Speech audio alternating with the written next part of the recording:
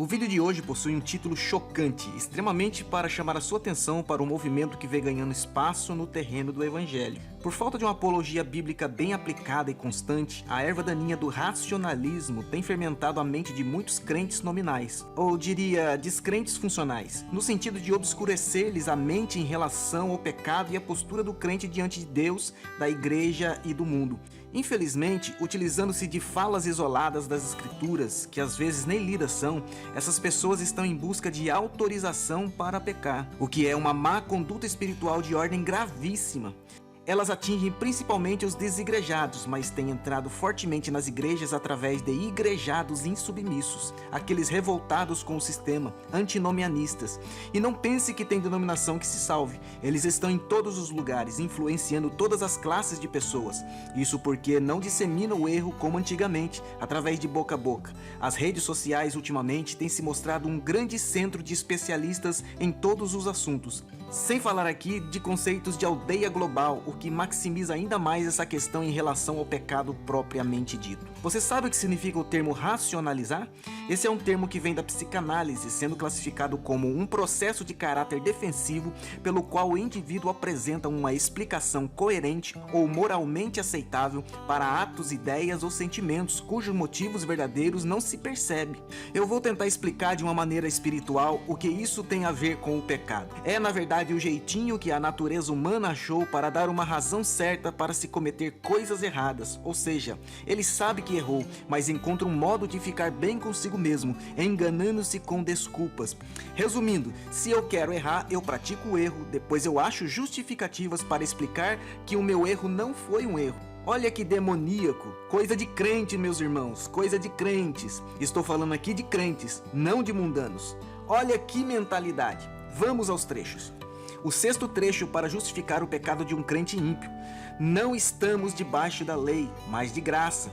Provavelmente se referindo a Romanos 6 e 14, esse verso justificaria uma vida antinomianista, ou seja, sem leis, sem regras e sem ordem. Porque Paulo escreveu que já não há mais lei em Cristo, tomou-se o sentido de liberdade por libertinagem, ou seja, tudo é válido. Erra-se, entretanto, ao notar que a lei foi cumprida, mas não abolida.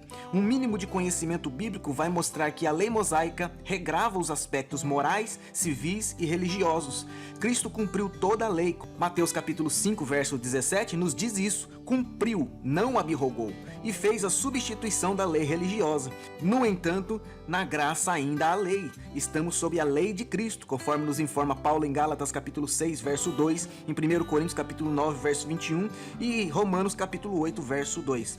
Os aspectos civis e morais ainda continuam vigentes. Agora, quer citar um verso para justificar o seu pecado? Cite-o todo. Enquanto a parte B de Romanos 6 e 14 diz que não estamos mais sob a lei, olha o que diz a parte A. O pecado não terá domínio sobre vós. Não tem desculpa para o pecado. A Bíblia é contra todo ato de pecado. O quinto trecho para justificar o pecado de um crente sapecado. Tudo me é lícito. Referindo-se a 1 Coríntios capítulo 10, verso 23, e até mesmo 6 e 12, porque Paulo enfatizaria isso, não é verdade? Esse trecho é usado para dizer, posso fazer o que quiser e ninguém tem nada a ver com isso. Ah, é? O nome de Cristo, a igreja, a família, esposas, filhos, pai, mãe, os que te querem bem, ninguém tem nada a ver com isso? Perceba, meus irmãos, o nível em que o pecado coloca uma pessoa escrava, a ponto de nem raciocinar o contexto do que faz ou está por fazer. Bem disse Jesus, errais não conhecendo as escrituras, Mateus capítulo 22, verso 29. Se conhecesse, saberia que no mesmo verso, na parte B, está a recomendação. Mas, olha a conjunção adversativa, nem tudo me convém. Um pouco mais adiante, Paulo recomenda fortemente quanto ao testemunho, dizendo, portai-vos, relacionando ao comportamento, não vos torneis causa de tropeço, nem a judeus, nem a gentios, nem a igreja de Cristo. 1 Coríntios capítulo 10, verso 32. E diz mais, quando ele diz tudo me é lícito, ele está se reportando ao capítulo 10, verso 33. Assim como também eu procuro em tudo ser agradável a todos, não buscando o meu próprio interesse, mas o de muitos, para que sejam salvos. Cuidado você, para não se achar desafiando a Deus. O quarto trecho para justificar o pecado de um crente em cima do muro é: Bem-aventurado aquele que não se condena naquilo que aprova. Usa-se perversamente Romanos capítulo 14, verso 22 e até 1 Coríntios 10, 31, fazei tudo para a glória de Deus, para a prática das coisas mais absurdas que já se viu. Desde o cara que quer tatuar Jesus no corpo todo, até alguém que vai morar junto sem casar com o pretexto de conversão, jogatinas, vícios e por aí vai. Ou seja, eles racionalizam esse texto a ponto de dizer, eu posso fazer o que quiser, se for pecado, eu me sentirei culpado. Ei, meu irmão, cuidado! Se você pensa assim, provavelmente você já está com a mente cauterizada faz tempo.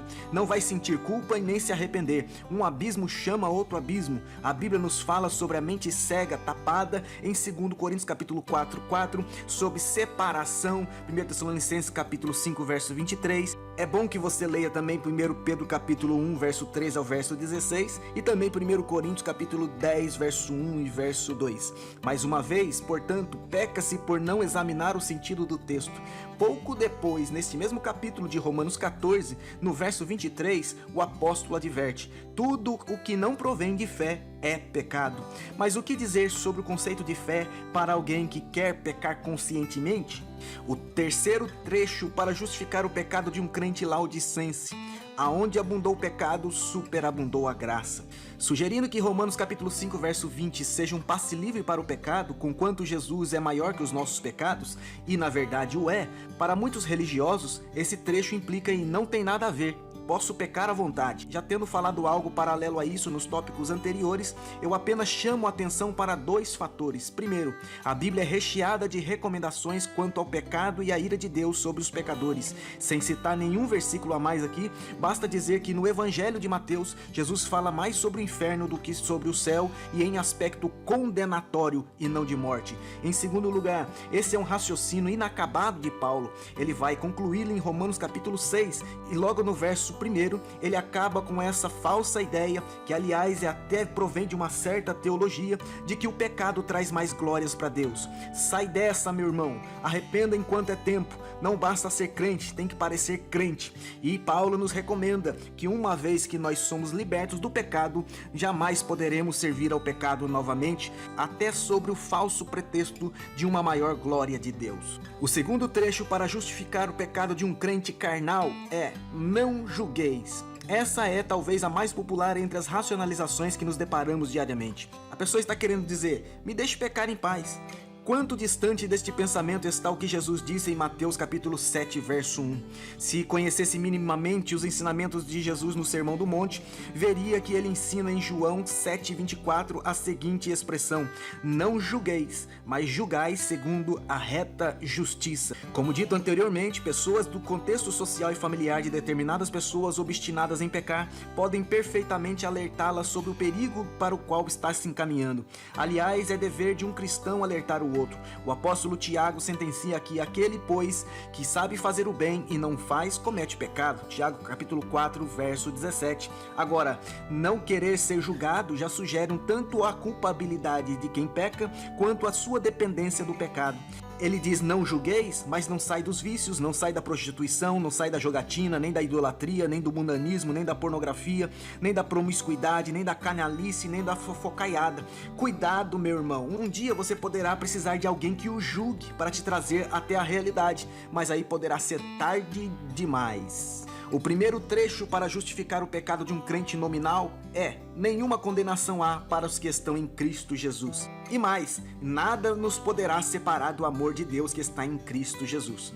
Esses são trechos de Romanos capítulo 8, verso 1 e verso 39, usados sob o mesmo pretexto de que o pecado, por maior ou pior que seja, não pode tirar um crente da graça. Meus irmãos, devo confessar que esse é um dos maiores erros doutrinários que eu já vi, e chego a me estremecer quando ouço uma explicação dessa passagem de viés teológico reformado, histórico ou calvinista. Ainda que eu saiba que a maioria deles recomenda a piedade cristã apesar disso. Em linhas gerais, essa é a racionalização: eu sou o que sou, Deus é o que é, eu sou salvo, o resto é resto.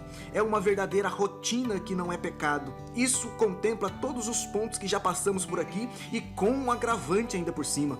É uma chamada doutrina ortodoxa. Só que, para mim, a ortodoxia vem daquilo que é bíblico. E a Bíblia diz: não pequeis, como em 1 Coríntios capítulo 5, verso 34, 1 João 2:1, João capítulo 8, verso 11, parte C. A Bíblia diz também: não erreis. E se há recomendação para a vigilância, para a santificação e principalmente para discernimento espiritual, é porque a coisa é séria. O pecado separa o homem de Deus. Ponto final. O escritor aos Hebreus recomenda seriamente: como escaparemos nós se não atentarmos para tão grande salvação? Hebreus capítulo 2, verso 3. Em Hebreus capítulo 3, verso 14 ao verso 19, há um exemplo a não ser seguido. Eu já tive o desprazer de ver e ouvir de comentários de pessoas que alegam impiamente que nem o suicídio tira a salvação de uma pessoa.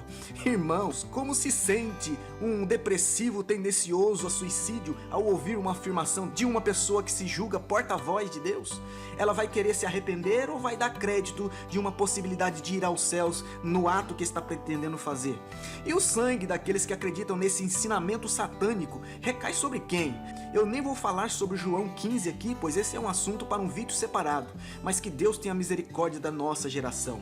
Em conclusão, meus irmãos, o ato de racionalizar o pecado já demonstra um sério problema espiritual, o esfriamento e até mesmo a apostasia preditas por Jesus e pelos apóstolos.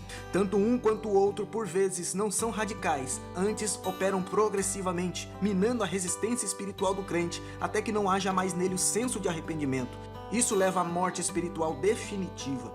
Se essa exposição falou contigo é porque Jesus te ama e tem um projeto para a sua vida. Fuja da aparência do mal. Achegue-se a Cristo agora enquanto é tempo. Ele é a verdade que liberta. Não há persuasão para uma mente determinada a pecar. Mas se você tem algum resquício de temor a Deus, tenha certeza que o Espírito Santo pode te dissuadir desta ideia e te libertar para a glória de Deus. Esse é mais um daqueles vídeos que não é possível dizer se você gostou. Entretanto, se para você ele foi útil, compartilhe com alguém. Se inscreva para não perder os próximos conteúdos e deixe o seu like para ajudar a confrontar o pecado, principalmente através das redes sociais. Deus abençoe. Amém.